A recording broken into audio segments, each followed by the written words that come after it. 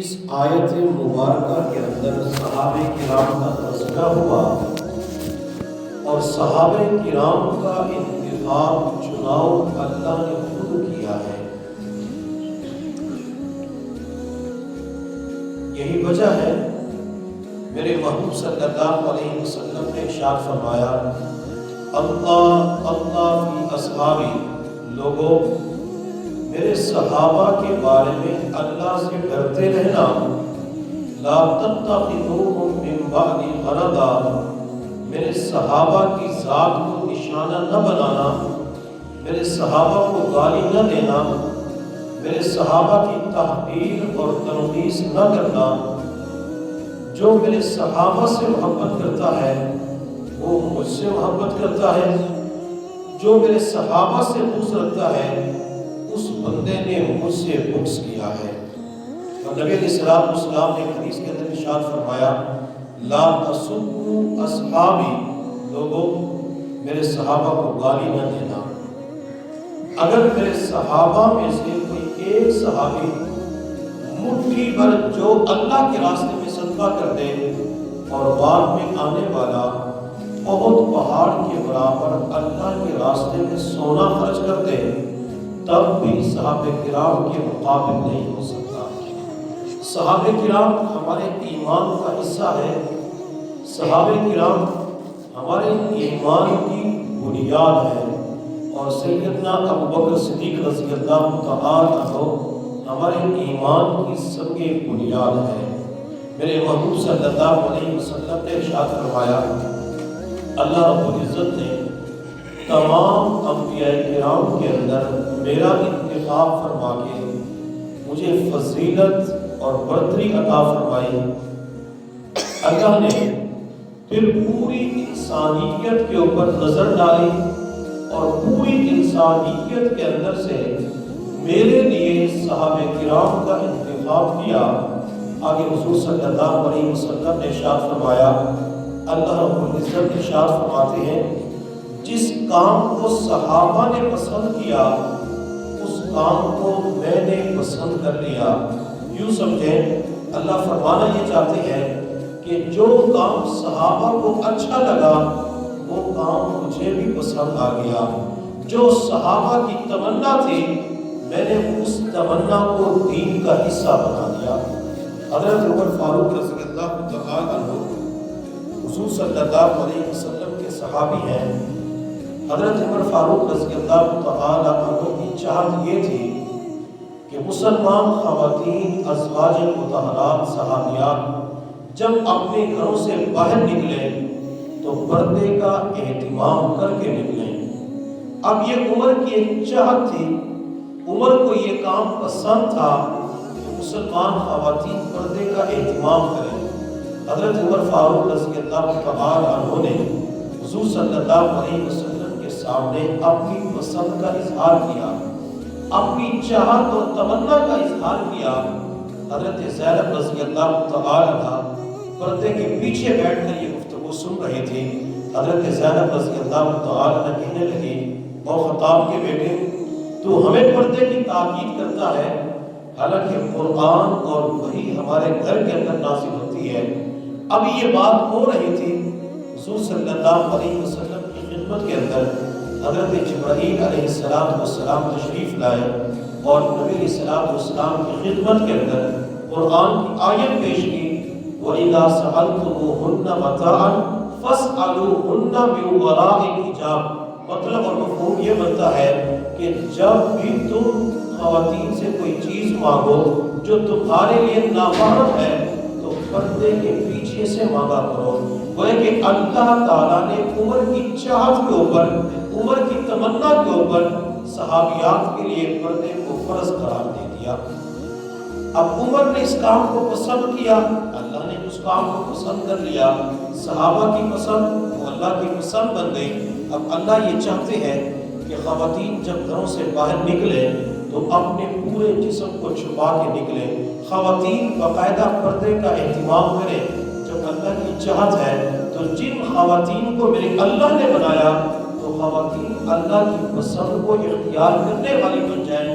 لیکن آج کل ہم معاشرے کے اندر دیکھتے ہیں مسلمان مائیں اپنی بیٹیوں کو ان سکولوں کے اندر، کالج کے اندر، یونیورسٹیوں کے اندر داخلہ دلواتی ہیں جہاں معصوم نوجوان بچیوں کو اسٹیج کے اوپر کھڑا کر کے دھڑکتے جسموں کے تماشے دکھانے کے لیے لوگوں کے سامنے پیش کر دیا جاتا ہے۔ چنانچہ آپ سکولوں کی طرف چلے جائیں، کالج کی طرف چلے جائیں، جتنے بھی پروگرام ہوتے ہیں، چاہے وہ سالانہ پروگرام ہوتی ہے، چاہے وہ سال کے درمیان پروگرام ہوتی ہے، اس شو کے اندر مسلمان نوجوان لڑکیاں اپنے دھڑکتے جسموں کے تماشے پیش کرتی ہیں۔ وہ مسلمان بہن نبی علیہ السلام کا کلمہ پڑھنے والی، نبی علیہ السلام کے اوپر ایمان لانے والی، وہ چست قسم کا لباس پہن کے، جینز کا استعمال کر کے، ٹائٹ لباس استعمال کر کے اپنے جسم کے اعضاء کو ظاہری طور پر لوگوں کے سامنے پیش کرتی ہے، اور اسی مجلس کے اندر ماں باپ بھی بیٹھے ہوتے ہیں، اسی مجلس کے اندر بھائی بھی بیٹھا ہوتا ہے، اور ماں باپ کے اندر تعریف کرتی ہے، آج میری بیٹی نے بڑا بہترین ڈانس کیا ہے، میری بیٹی نے اچھا ناچ گانا پیش کیا ہے۔ وہ ماں اس وقت کیوں نہیں ڈرتی کہ جس کام کو اللہ نے حرام قرار دیا ہے، جس کام سے اللہ نے منع کیا ہے، ماں اسی گناہ کے اوپر خوش ہو رہی ہے، باپ اسی گناہ کے اوپر خوش ہوتا ہے۔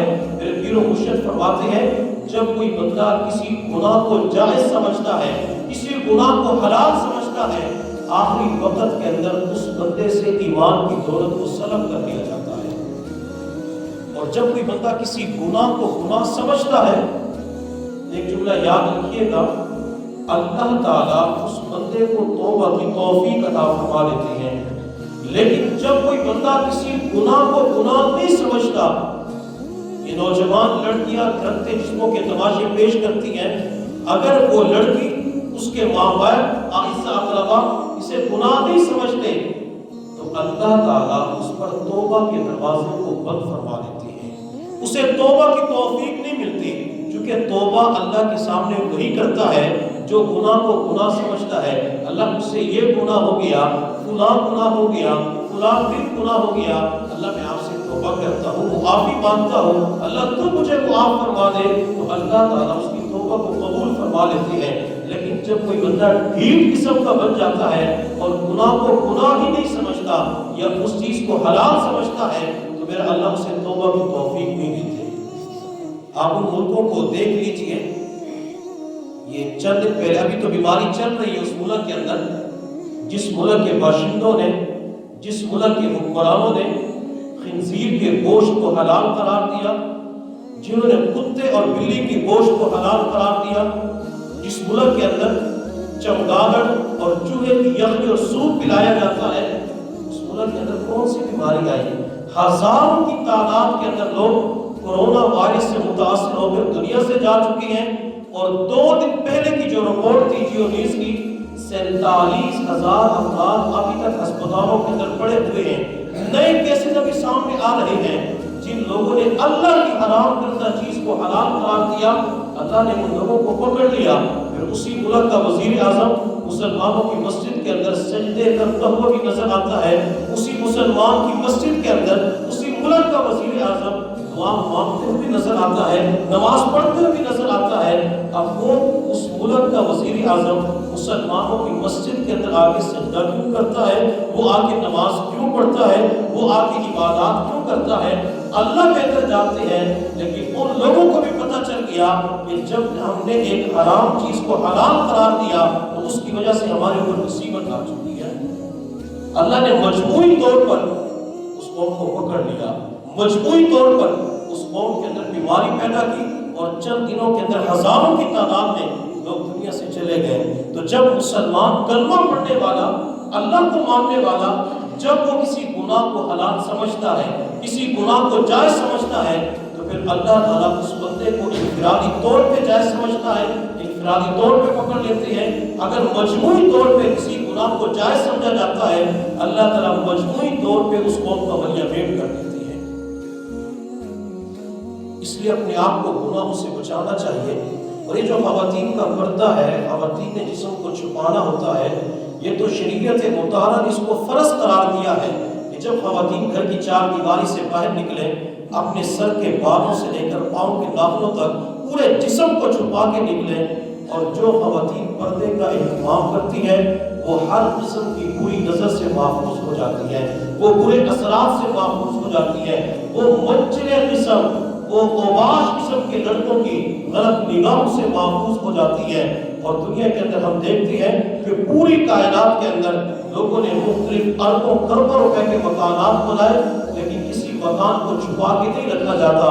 دنیا کے اندر ایک کمرہ، ایک مکان ہے جسے کالے رنگ کے غلاف سے چھپا کے رکھا جاتا ہے، اور اس کمرے کا نام بیت اللہ ہے۔ دنیا کے اندر بہت ساری عمدہ کتابیں ہیں، لیکن کسی کتاب کو چھپا کے نہیں رکھا جاتا۔ صرف ایک کتاب قرآن عظیم الشان ہے جسے خوبصورت کپڑے کے اندر چھپا کے رکھا جاتا ہے۔ حضور صلی اللہ علیہ وسلم کو میرے اللہ نے جو حسن عطا فرمایا تھا، صرف ایک حصہ دنیا والوں کے سامنے ظاہر کیا، اللہ نے 99 حصے چھپا کے رکھ لیے، اور خود میرے اللہ نے اپنے حسن کو چھپا کے رکھا ہوا ہے۔ وہ اللہ اپنا دیدار دنیا کے اندر کسی کو نہیں کرواتا، جنت کے اندر دیدار کروائے گا۔ میری جو ماں، بہن، بیٹی، اسلام کی مقدس اور پاکیزہ شہزادی جب گھر کی چار دیواری سے باہر نکلتے ہوئے پردے کا اہتمام کرتی ہے، اس عورت کی نسبت بیت اللہ کے ساتھ ہو جاتی ہے، اس عورت کی نسبت قرآن عظیم الشان کے ساتھ ہو جاتی ہے، اس عورت کی نسبت محبوب کے ساتھ ہو جاتی ہے، بلکہ اس عورت کی نسبت اپنے رب کے ساتھ ہو جاتی ہے۔ میں تو کہا کرتا ہوں یہ خواتین ٹافی کی مانند ہیں۔ دکاندار سے جب بچہ ٹافی خریدنے کے لیے جاتا ہے، وہ 1 روپے کی کینڈی ہوتی ہے، ٹافی ہوتی ہے، ببل ہوتی ہے، جب اسے خرید کے لاتا ہے تو بچہ اس کا شاپر کھولتا ہے، شاپر کے اندر ٹافی پیک ہوتی ہے، بند ہوتی ہے۔ اگر وہ ٹافی زمین پہ گر جائے اور اس کے اوپر چند مٹی کے ریت کے ذرات لگ جائیں تو بچہ اس ٹافی کو کھانا پسند نہیں کرتا، کہتے ہیں میں اس ٹافی کو نہیں کھاتا، میں اس ٹافی کو کھانا پسند نہیں کرتا۔ یہ خواتین مردوں کے لیے ٹافی کی مانند ہیں۔ اگر یہ خواتین اپنے آپ کو شاپر کی طرح برقعے کے اندر بند رکھیں گے تو اللہ تعالیٰ ان کو دنیا والوں کی نظروں کے اندر اچھا بنا دیں گے، لیکن جب خواتین ٹافی کی شاپر سے باہر نکل کر، برقعے سے باہر نکل کر جب لوگوں کے سامنے آ کر اپنے حسن کی نمائش کرتی ہے، اپنے حسن و جمال کے جلوے دکھا کے ایمان والوں کی نظروں کو خراب کرتی ہے، تو اس وقت پھر اس عورت کو کوئی بھی قبول کرنے کے لیے تیار نہیں ہوتا۔ وہ معاشرے کے اندر تو لوگوں کی چاہت اور تمنا یہ بن چکی ہے، اگر کسی لڑکی کی شادی ہو جائے، اگلے دن اس کو طلاق دے دی جائے، یا پہلی رات اس کا خاوند فوت ہو جائے، یہ مطلقہ عورت، یہ ایک رات کی بیوہ عورت جب اپنی عدت پوری کر لیتی ہے، کسی نوجوان سے کہا جائے کہ آپ کا نکاح مطلقہ کے ساتھ کر دیتی ہے، آپ کا نکاح بیوہ کے ساتھ کر دیتی ہے، وہ نوجوان اسے نکاح کرنے کے لیے تیار نہیں ہوتا، کہتے ہیں مجھے تو کنواری لڑکی چاہیے، میں نے تو کنواری لڑکی کے ساتھ نکاح کرنا ہے۔ اب جو لڑکی سٹیج کے اوپر آ کر اپنے حسن و جمال کے جلوے دکھاتی ہے، اس کے مختلف لوگوں کے ساتھ تعلقات بن جاتے ہیں، جب وہ ایک سٹیج کے اوپر اپنی جسم کی نمائش کرتی ہے، کل کسی اور سٹیج کے اوپر بھی جائے گی، کل کسی اور محکمے نے کسی لڑکے کو اپنے ادارے کے اندر بھی بلانا ہے، یہ تو لوگوں کے ہاتھ کے اندر کھلونا بن جاتی ہے۔ بچے کے ہاتھ میں کھلونا ہوتا ہے، چند دن تک اس کے ساتھ کھیلتا ہے، پھر اسے دیوار پہ دے کے دے مارتا ہے، اس کھلونے کے ٹکڑے ٹکڑے ہو جاتی ہے۔ جب کوئی عورت، نوجوان لڑکی مردوں کے ہاتھ میں کھلونا بن جاتی ہے، وہ اسے ٹیشو کی طرح استعمال کر کے پھینک دیتی ہے، حتیٰ کہ دنیا والے اس عورت کو قریب کرنے کے لیے پھر تیار نہیں ہوتے۔ اپنی عزت ناموس کی حفاظت کرنی ہوتی ہے۔ اور پھر جو 14 فروری ویلنٹائن ڈے کے طور پہ منایا جاتا ہے، اسے کہتے ہیں یوم وفا ہے، یوم محبت ہے، محبت اور پیار کا دن ہے، محبت کے اظہار کا دن ہے۔ شریعت مطہرہ نے اس حوالے سے میں کوئی بھی تعلیم نہیں دی۔ بعد میں کر رہا تھا حضرت عمر فاروق رضی اللہ تعالیٰ عنہ کی عمر نے پردے کو پسند کیا، اللہ نے بھی پردے کو پسند کر لیا۔ حضرت عمر فاروق رضی اللہ تعالیٰ عنہ مقام ابراہیم کے پاس آئے اور مقام ابراہیم کے پاس کھڑے ہو کر نبی علیہ السلام کی خدمت میں عرض کیا، یا رسول اللہ میری چاہت یہ ہے یہاں پہ نفل پڑھی جائے۔ اب عمر کی چاہت تھی، عمر کو مقام ابراہیم کے سامنے 2 نفل پڑھنا پسند تھا۔ میرے اللہ نے فوراً قرآن کے اندر آیت کو نازل فرما دیا، قرآن اتار دیا، واتخذوا من مقام ابراہیم مصلی، میرے محبوب میں نے عمر کی چاہت کے اوپر قرآن اتار دیا، آج کے بعد مقام ابراہیم کے سامنے طواف کے بعد 2 نفل واجب الطواف ادا کیے جائیں گے۔ حضرت عمر فاروق رضی اللہ تعالی عنہ ایک مرتبہ جنازے کو دیکھا کہ نبی علیہ السلام جنازہ پڑھانے کے لیے تشریف لے جا رہے ہیں، تو حضرت عمر فاروق رضی اللہ تعالی عنہ نبی علیہ السلام کے پیچھے کی جانب سے آئے۔ جو مرنے والا تھا وہ عبداللہ بن ابی سلول رئیس المنافقین تھا، منافقین کا سردار تھا۔ اس کا بیٹا نبی علیہ السلام کا پکا سچا مخلص صحابی تھا۔ نبی علیہ السلام کے پاس آئے کہ یا رسول اللہ، میرے والد کا انتقال ہو چکا ہے، میری چاہت یہ ہے کہ آپ کے مبارک کرتے کے اندر، مبارک چادر کے اندر کفن دیا جائے۔ نبی علیہ السلام نے اپنی چادر مبارک ہوتا کفن کے طور پہ دے دیا اور یہ بھی فرمایا کہ بیٹا میں تیرے والد کی نماز جنازہ پڑھاؤں گا۔ اب اللہ کے نبی نماز جنازہ کے لیے تشریف لے جا رہے تھے، عمر پیچھے کی جانب سے آئے، نبی علیہ السلام کی چادر کا کونا پکڑ لیا اور چادر کا کونا پکڑ کے عرض کیا یا رسول اللہ آپ کہاں تشریف لے جا رہے ہیں؟ میرے محبوب نے فرمایا عمر نماز جنازہ پڑھانے کے لیے اللہ کے نبی آپ اس بندے کو جانتے ہیں، وہ منافق ہے، منافقین کا سردار ہے، آپ اس کی نماز نہ پڑھائیں۔ میرے محبوب صلی اللہ علیہ وسلم نے فرمایا عمر میں اس کی نماز پڑھاؤں گا، اگر 70 مرتبہ بھی استغفار کرنی پڑے تب بھی میں اس کے لیے استغفار کروں گا، ہو سکتا ہے اللہ میری استغفار کی وجہ سے اس کی مغفرت فرما دے۔ نبی علیہ السلام نے نماز جنازہ پڑھائی۔ اب عمر کی چاہت یہ تھی کہ اللہ کے نبی کسی منافق کی نماز جنازہ نہ پڑھائے۔ نبی علیہ السلام نے نماز جنازہ پڑھا دی، جو ہی نماز پڑھا کے فارغ ہوئے میرے اللہ نے قرآن اتار دیا، جبرائیل قرآن کی آیت لے کے نازل ہوئے، وَلَا تُصَلِّ عَلَىٰ أَحَدٍ مِّنْهُمْ مَاتَ وَلَا تَقُمْ عَلَىٰ قَبْرِهِ۔ اللہ نے اس آیت کے اندر فرمایا محبوب آج کے بعد آپ نے کسی منافق کی نماز جنازہ نہیں پڑھانی اور اس کی قبر پہ بھی نہیں جانا۔ اب جو کام عمر کو پسند تھا، عمر کی چاہت تھی، اللہ نے اس کام کو پسند کیا اور اللہ نے اسے قرآن کے اندر نازل فرما دیا۔ جس کام کو صحابہ نے پسند کیا اس کام کو کس نے پسند کیا؟ اللہ نے پسند کیا۔ آپ حضرات نے ایک جملہ سنا ہوگا، لمحوں نے خطا کی صدیوں نے سزا پائی، لمحوں نے خطا کی صدیوں نے سزا پائی۔ انسان ایک لمحے کی غلطی کرتا ہے، سزا کئی عرصے ہوتی ہے۔ بندہ کسی کو قتل کرتا ہے تو قتل کرنے کے اندر 1 منٹ بھی نہیں لگتا، 1 منٹ سے پہلے بندہ سینے کے اندر گولی اتار کے اسے ہمیشہ ہمیشہ کے لیے ٹھنڈا کر دیتا ہے، اور اس کی جو سزا ہوتی ہے وہ پوری زندگی جیل کی سلاخوں کے پیچھے گزارنی پڑتی ہے، حتیٰ کہ پھانسی کے پھندے کے اوپر چڑھا دیا جاتا ہے۔ بندہ بدکاری کے اندر مبتلا ہو جائے، چند لمحے کی لذت ہوتی ہے، چند لمحے کے فائدے ہوتے ہیں۔ سزا کیا ہے؟ کنوارا ہے تو کوڑے مارے جائیں گے، شادی شدہ ہے تو شریعت مطہرہ کے اندر اسے سنسار کیا جائے گا۔ بندہ کسی کے اوپر جھوٹی تہمت لگاتا ہے، زبان سے تہمت کا جملہ استعمال کیا، 1 منٹ بھی نہیں لگتا، لیکن شریعت مطہرہ کہتی ہے اس نے جھوٹی بہتان ماری، اس کو 80 کوڑے مارے جائیں گے۔ بندہ شراب پیتا ہے، شراب کے چند گھونٹ حلق سے اتارنے کے اندر کتنا ٹائم لگتا ہے؟ چند لمحے لگتے ہیں، لیکن اس کی سزا 80 کوڑے بیان کی گئی ہے۔ لمحوں نے خطا کی صدیوں نے سزا پائی۔ حضرات صحابہ کرام کے لیے میں جملہ یوں کہوں گا، لمحوں نے خطا کی صدیوں نے جزا پائی۔ صحابہ کرام کی چھوٹی سی غلطی کی وجہ سے اللہ نے امت کے لیے آسانی پیدا فرما دی، صحابہ کی غلطی کی وجہ سے اللہ نے امت کے لیے آسانی کا دروازہ قیامت تک کے لیے کھول دیا۔ میرے محبوب صلی اللہ علیہ وسلم جہاد کے سفر سے واپس تشریف لا رہے تھے، آپ نے پڑاؤ ڈالا، نبی علیہ السلام نے بلال سے فرمایا بلال آج کی رات پہرا تو نے دینا ہے۔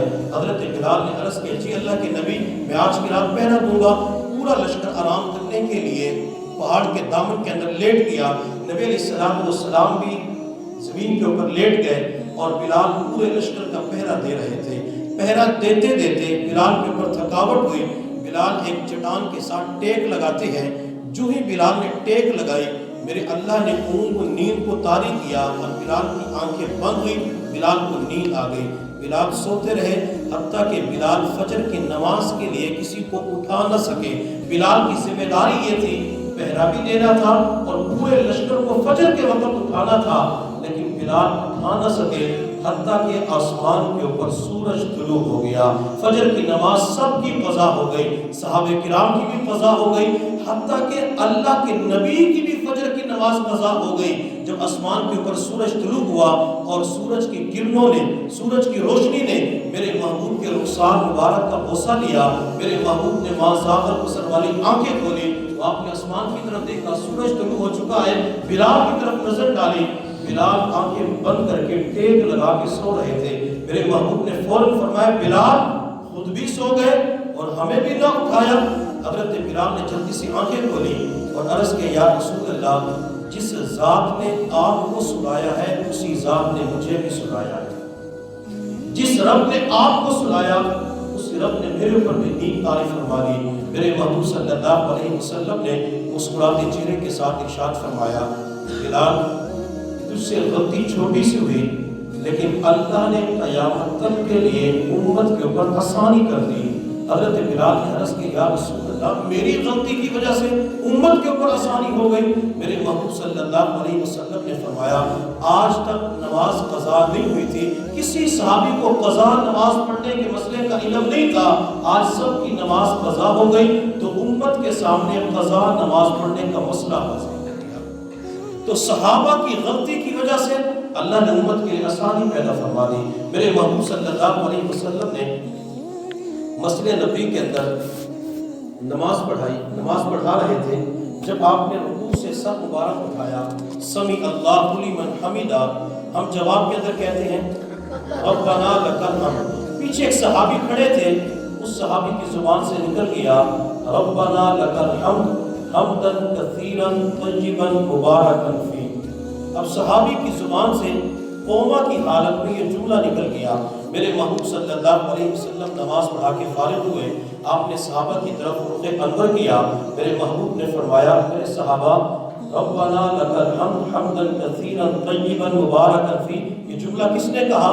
اب جس صحابی کی زبان سے یہ جملہ نکلا تھا وہ پریشان تھے، پتہ نہیں کیا بنے گا۔ نبی علیہ السلام نے دوسری مرتبہ ارشاد فرمایا یہ جملہ کس نے کہا؟ وہ صحابی آگے بڑھے اور لرزتے ہوئے کانپتے ہوئے عرض کیا یا رسول اللہ یہ جملہ میری زبان سے نکلا ہے۔ میرے محبوب صلی اللہ علیہ وسلم نے مسکراتے چہرے کے ساتھ فرمایا میرے صحابی تیری زبان سے جملہ نکلا، میری آنکھیں دیکھ رہی تھی، اللہ نے تیرے جملے کی وجہ سے زمین سے لے کر آسمان تک اس پورے خلا کو نیکیوں کے ساتھ بھر دیا تھا۔ صحابی سے غلطی ہوئی، اللہ نے اس غلطی کی وجہ سے اس خلا کو نیکیوں کے ساتھ بھر دیا۔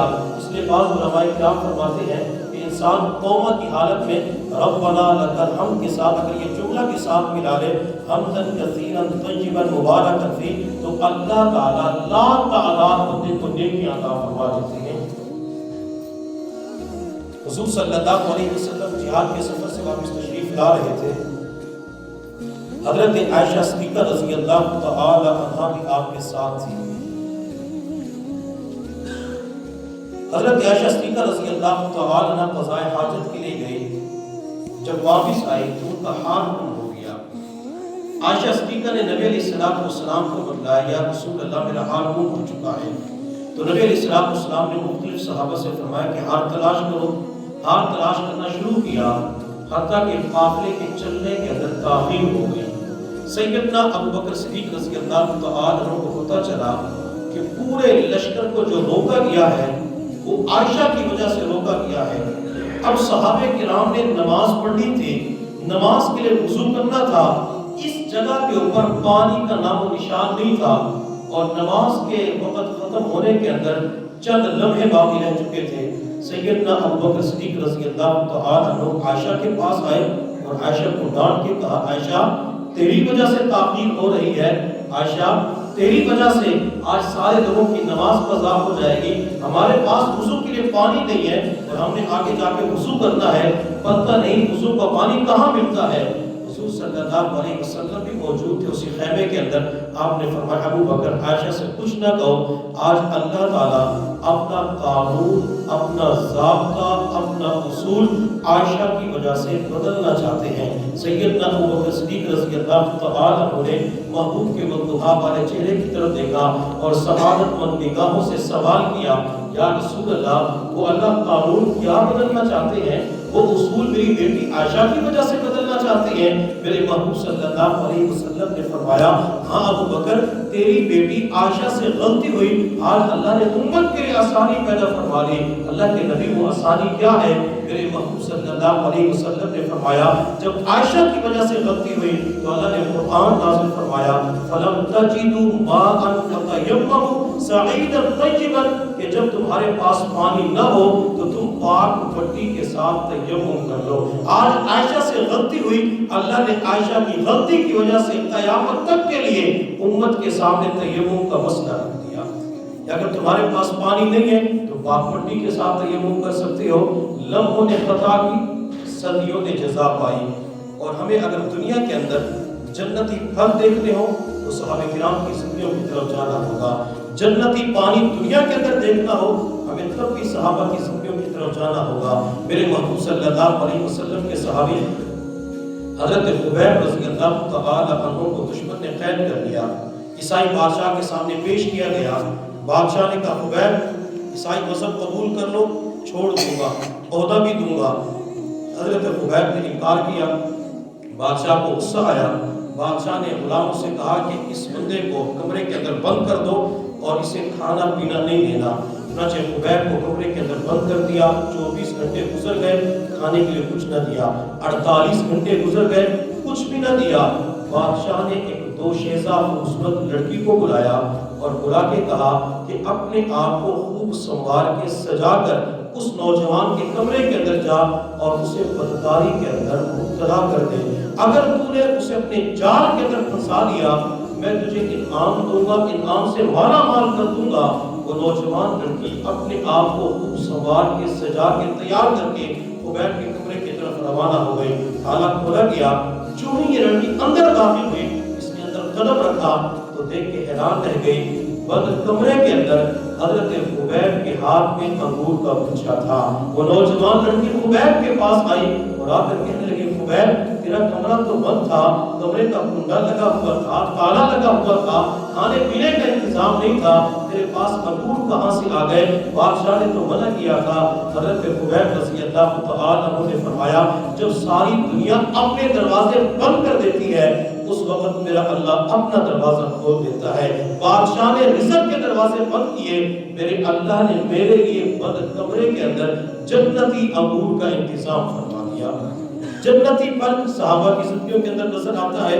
जन्नती पानी देखना हो, हमें सहाबा किराम की ज़िंदगियों की तरफ जाना होगा। मेरे महबूब सल्लल्लाहु अलैहि वसल्लम ने अपने कासिद से फरमाया, जाओ और मदीना की गलियों के अंदर ऐलान कर दो जिहाद के सफर पे जाना है। ये कासिद गया और मदीना की गलियों के अंदर ऐलान कर रहा था। हज़रत हंज़ला रज़ी अल्लाह तआला को, उनकी नई नई शादी हो चुकी थी, अपनी बीवी से मुलाकात कर चुके थे। मुलाकात करने के बाद हंज़ला के ऊपर गुस्ल फर्ज था। हज़रत हंज़ला ने ये गुस्ल फर्ज अभी नहीं किया था, किसी वजह से ताख़ीर थी। हज़रत हंज़ला के कानों के अंदर जब अल्लाह के नबी के कासिद की आवाज़ पड़ी तो गुस्ल नहीं किया, तलवार उठाई, तीर उठाए, कमान उठाई, फौज उठाई और घोड़े के ऊपर सवार होके लश्कर के साथ शामिल हो गए। ये लश्कर जिहाद के सफर पर रवाना हुआ। जब मुकाबला खत्म हुआ तो नबी अलैहिस्सलाम ने इरशाद फरमाया कि ज़ख्मियों को तलाश करो, शुहदा को तलाश करो। शुहदा को तलाश करना शुरू कर दिया तो महबूब ने एक सहाबी से फरमाया, मुझे हंज़ला नजर नहीं आ रहे। तो किसी सहाबी ने आके बतलाया, या रसूल अल्लाह, वो तो शहीद हो चुके हैं। मेरे महबूब हंज़ला के पास पहुंचे। जब नबी अलैहिस्सलाम ने हंज़ला की तरफ देखा तो हंज़ला के सर के बालों से पानी टपक रहा था। किसी सहाबी ने अर्ज़ किया, या रसूल अल्लाह, इस पूरे मैदान के अंदर, पहाड़ी इलाके के अंदर पानी का नामो निशान नहीं, पानी का कोई बर्तन नहीं और हंज़ला के बालों से पानी टपक रहा है। मेरे महबूब सल्लल्लाहु अलैहि वसल्लम ने फरमाया, फरमाया हंज़ला के ऊपर गुस्ल फर्ज था, लेकिन मेरी मोहब्बत के अंदर मेरे हुक्म की तामीर में इसने गुस्ल नहीं किया, जिहाद के लिए आ गए। मेरी आंखें देख रही है हजरत हंज़ला को फरिश्तों ने जन्नत के पानी से गुस्ल दिया है। जन्नती पानी हमें सहाबा की जिंदगियों के अंदर नजर आता है, जन्नत के अंदर दाखिला भी हमें सहाबा किराम की जिंदगियों के अंदर नजर आता है।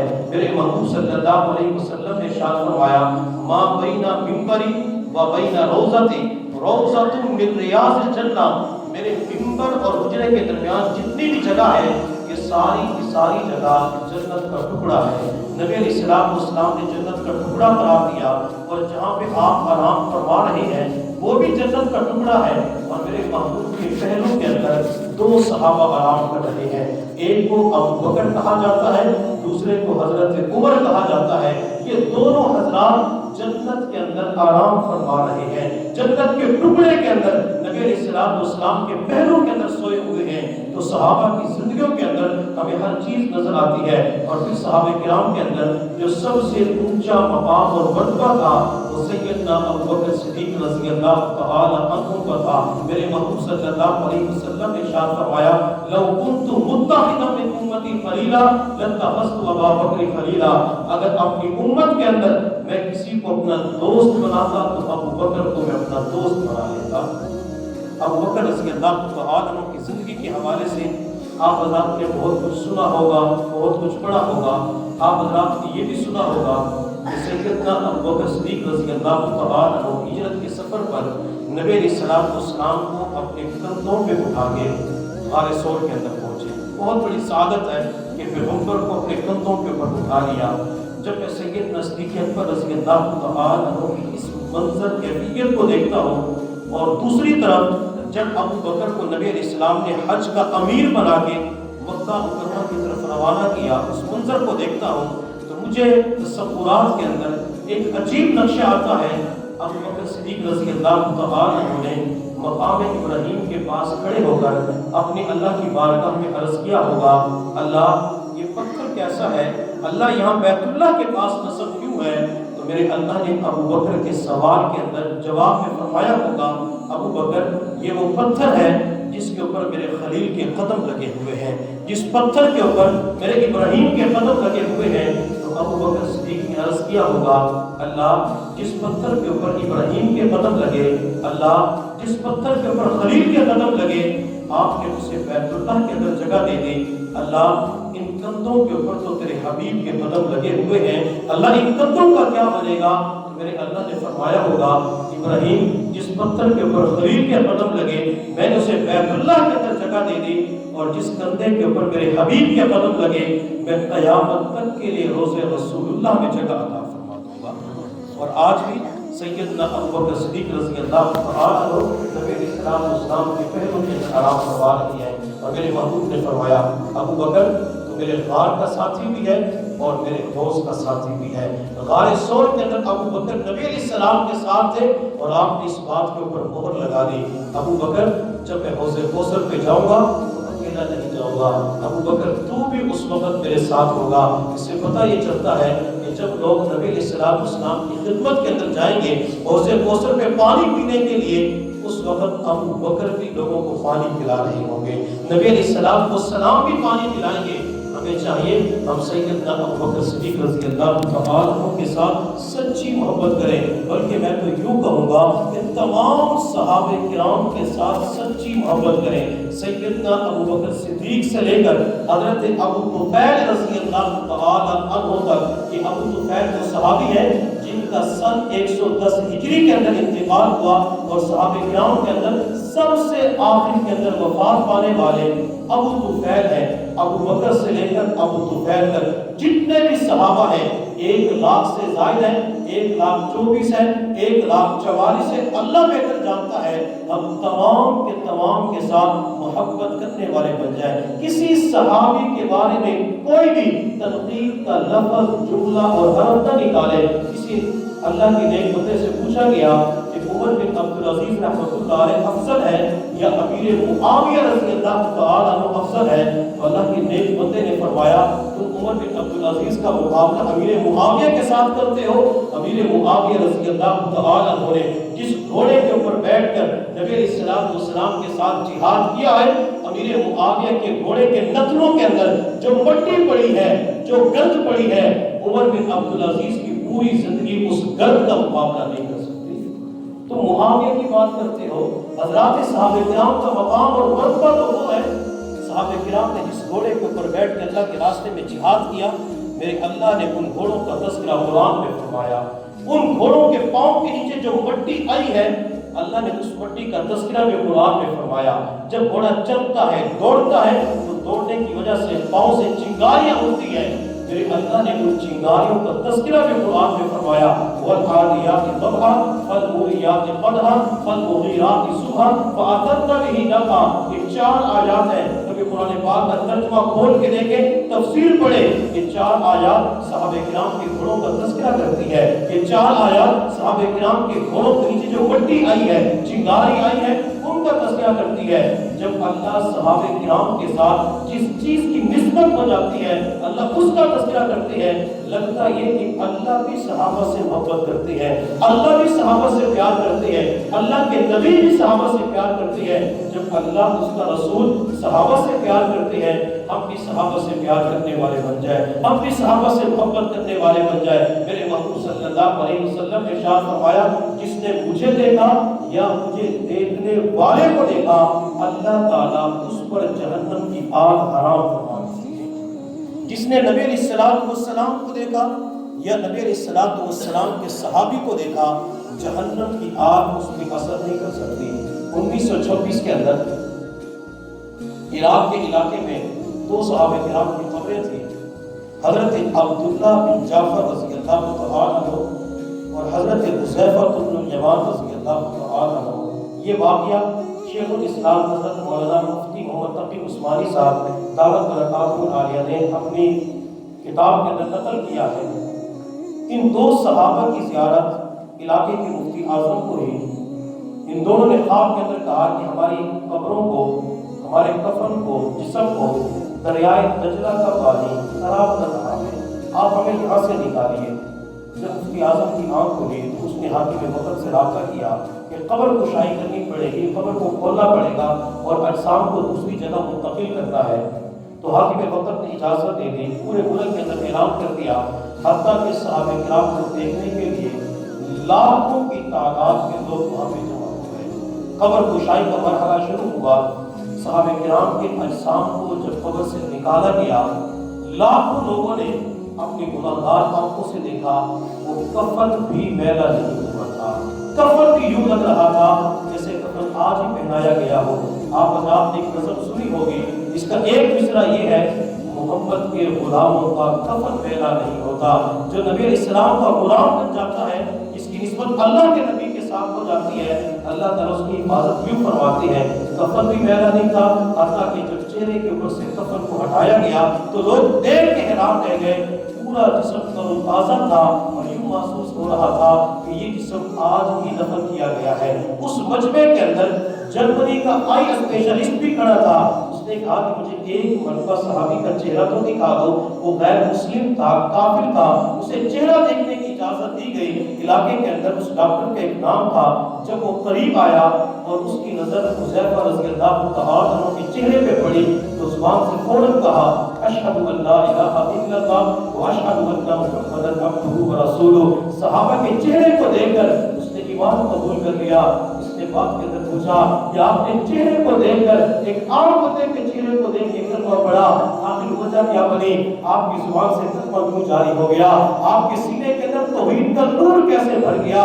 وہ جنگلی ڈاکٹر کہنے لگا کہ میرا تجربہ ہے، جب انسان دنیا سے جاتا ہے، جب انسان مر جاتا ہے تو اس کی آنکھوں کی بینائی چلی جاتی ہے، لیکن پھر بھی آنکھوں کے اندر چمک ہوتی ہے۔ جب میں نے حذیفہ کی آنکھوں کے اوپر نظر ڈالی، وہ چمک مجھے آج بھی نظر آ رہی تھی، وہ چمک آج بھی ختم نہ ہوئی۔ اس چمک کو دیکھ کر میرے دل کے اندر توحید کا نور بھر چکا ہے۔ صحابہ کرام رضی اللہ تعالی عنہم اجمعین کے ساتھ تو اللہ سے یہ معاملہ، ہم تمام صحابہ کرام کے ساتھ سچی محبت کریں اور تمام صحابہ کرام کے اندر جو سب سے افضل مقام و مرتبہ ہے وہ سیدنا ابوبکر صدیق رضی اللہ تعالی عنہ کا ہے۔ اللہ اللہ رب العزت کی بارگاہ میں دعا ہے اللہ تعالیٰ ہم سب کو تمام صحابہ سے سچی محبت نصیب فرمائے.